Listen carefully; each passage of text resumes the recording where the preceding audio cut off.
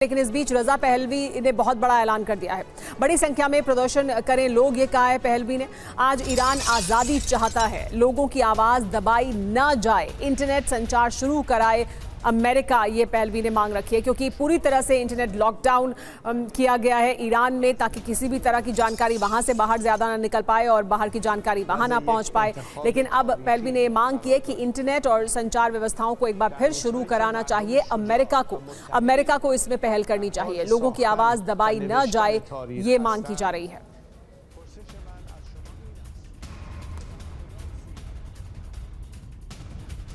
तो देखिए, ये हम आपको जो बता रहे हैं वो ये कि रजा पहलवी जो ये कह रहे हैं कि उनके समर्थन में लोग सड़कों पर उतरे हैं और वो अपने आप को बता रहे हैं कि वो उस सत्ता पर काबिज होंगे अगर खामेनेई को हटाया जाएगा। रजा पहलवी ने लेकिन बड़ा ऐलान किया है, ये कहा है कि अमेरिका को मदद करनी चाहिए, लोगों की आवाज़ दबाई नहीं जानी चाहिए। लेकिन ईरान की तकदीर का फैसला करने वाली वो घड़ी क्या आ चुकी है जिसका पूरी दुनिया को डर था। जुमे की नमाज से ठीक पहले की ये रात ईरान के लिए सबसे लंबी और खौफनाक साबित हुई है। तेहरान से लेकर कुर्दिस्तान तक आसमान धुएं से काला हो चुका है और सड़कें खून से लाल। आज सवाल सिर्फ एक है, क्या जुमे की नमाज के बाद ईरान में भारी रक्तपात होगा या फिर सदियों पुरानी सत्ता का तख्ता पलट? खबरें दहला देने वाली हैं। पहला पॉइंट देखिए, ईरान इस वक्त सुलग नहीं रहा बल्कि आक्रोश की भीषण आग में धधक रहा है। रात भर ईरान के 88 शहरों में जो आगजनी हुई उसने शाह के दौर की याद दिला दी है। दूसरा सच, दुनिया की आंखों में धूल झोंकने के लिए और इस आक्रोश को छिपाने के लिए इंटरनेट को पूरी तरह ठप कर दिया गया है। डिजिटल ब्लैकआउट के पीछे साजिश है दमन की, जिसे ट्रंप ने भांप लिया है। तीसरा और सबसे डरावना आंकड़ा, ईरान की सड़कों पर अब सिर्फ नारे नहीं बल्कि लहू बह रहा है। हिंसा में अब तक 45 बेगुनाहों की मौत हो चुकी है। ये वो आंकड़ा है जो बाहर आ पाया है। असल संख्या कितनी होगी ये कोई नहीं जानता। चौथा पॉइंट, ये अब आर पार की लड़ाई बन चुकी है। 2200 से ज्यादा प्रदर्शनकारी सलाखों के पीछे हैं, लेकिन जेलें कम पड़ रही हैं और जज्बा बढ़ता जा रहा है। और इस आग में घी का काम किया है प्रिंस रजा पहलवी की एक ललकार ने। उनके एक ऐलान पर ईरान की सड़कों पर इंसानों का वो सैलाब उमड़ा है जिसे रोकना अब सुरक्षा बलों के बस की बात नहीं रही। खामेनेई के सामने मौत का वारंट है और ट्रंप की नजरें शिकार पर हैं। याद रखिए, आज जुमा है और ईरान के इतिहास में आज कुछ बहुत बड़ा होने वाला है, ये कहा जा रहा है। देखिए, ईरान के 110 से ज्यादा शहरों में कोहराम मचा है। आपको ईरान में बीती रात हुए रक्तपात की 30 तस्वीरें आइए हम दिखाते हैं। देखिए, ये तस्वीरें देखिए।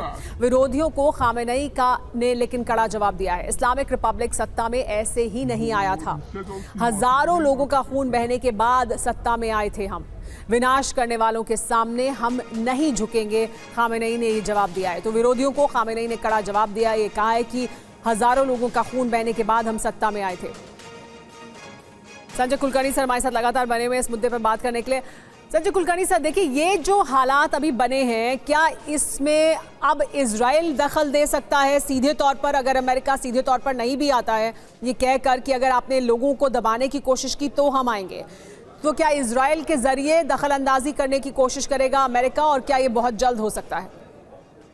देखिएगा, इजराइल का मकसद ईरान को डी न्यूक्लियराइज करना है, मतलब न्यूक्लियर वेपन नहीं होने हैं, जिससे कि इजराइल का जो अस्तित्व है उस पर खतरा नहीं आना चाहिए। अमेरिका का मकसद वो नहीं है। अमेरिका देख कहीं और रहा है, कर कुछ और रहा है। उसका मकसद इजराइल को इस्तेमाल करना है। उसकी निगाह है उसके तेल के ऊपर। उसकी निगाह है कि किस प्रकार से चीन ने $400 बिलियन का 25 साल का उसके साथ ट्रीटी है ईरान के साथ, अगले 25 साल तक तेल देगा। यही नहीं, रशिया के साथ $400 बिलियन का डील है कि वो रशिया से गैस लेगा। तो ये सारी कार्रवाई जो अभी अब अमेरिका का डिक्टेट कर रहा है ट्रंप के द्वारा, मकसद ये है कि किस प्रकार से एनर्जी जो है इसके ऊपर कौन काबू पाता है। क्या रूस तो चलो अपनी लड़ाई में, चीन या अमेरिका। तो मुझे नहीं लगता है कि आज की तारीख में जिस प्रकार से वेनेजुएला का हुआ है, अगर अमेरिका ये सोचता है कि उस प्रकार से वो ईरान के ऊपर कब्जा कर लेगा, मुश्किल है। जरूर ईरानी भी जो है उन्हें भी परेशानी है, क्योंकि अगर उनका दिनार और रियाल का बिल्कुल ही मतलब एक टॉयलेट पेपर बन गया है और उनकी दुकानें खुद बंद हो गई है, क्योंकि दुकानदारों को भी लगने लगा है क्योंकि मुनाफा तो है नहीं कोई चीज बेचने में। तो ऐसे हालात में जरूर इसमें कोई शक नहीं है, लेकिन ये अंदरूनी मामला इसलिए हुआ कि ईरान के ऊपर सैंक्शन लगाए, और इस प्रकार से लगातार पिछले 10 सालों से 12 सालों से जो और उन्हीं सैंक्शंस की वजह से ये कारण अर्थव्यवस्था का हाल हुआ है। यानी बिना जमीन पर गए, बिना युद्ध लड़े अमेरिका ने ईरान पर सैंक्शंस लगाकर उसकी अर्थव्यवस्था को खराब किया है, और उसके बाद अब जब प्रदर्शन हो रहा है तो कह रहे हैं गोली भी मत चलाइए। यानी यहाँ दखल दिए बगैर सीधे तौर पर अमेरिका तेल पर कंट्रोल करना चाहता है। क्या ऐसा हो पाएगा? क्या ये उतना आसान है? ये भी बहुत अहम सवाल है, इस पर भी आगे और बात करेंगे। लेकिन तेहरान में विद्रोह से कोहराम हर तरफ है। ईरान की राजधानी में आग ही आग दिखाई दे रही है। विद्रोहियों ने सरकारी बिल्डिंग में आग लगाई, ये जानकारी भी सामने आ रही है। हालांकि खामेनेई कह रहे हैं कि ईरान के 9 करोड़ लोग हमारे साथ हैं, लेकिन ये देखिए तस्वीरें जिसमें दिख रहा है कि किस तरह से इमारत में आग लगा दी गई। लोगों में भारी गुस्सा है क्योंकि ईरान में इस वक्त महंगाई अपने चरम पर है। ईरान की अर्थव्यवस्था पूरी तरह से चरमराई हुई है। जो गरीब लोग हैं उनके लिए ईरान में जीवन यापन करना वक्त के साथ और ज़्यादा मुश्किल हो चुका है। ऐसे में ये विरोध प्रदर्शन जिसकी शुरुआत बाजार से हुई थी, उसमें अब तमाम और शहर शामिल हो चुके हैं। तेहरान में विद्रोहियों ने पुलिस की गाड़ियां फूंकी हैं। विद्रोहियों ने सेना के काफिले पर भी हमला किया है। ईरान में बेकाबू हो चुके हैं हालात, और ऐसे में खामेनेई ने संबोधन में कहा है कि हम सबकी समस्या सुनेंगे, हम सबकी बात सुनेंगे।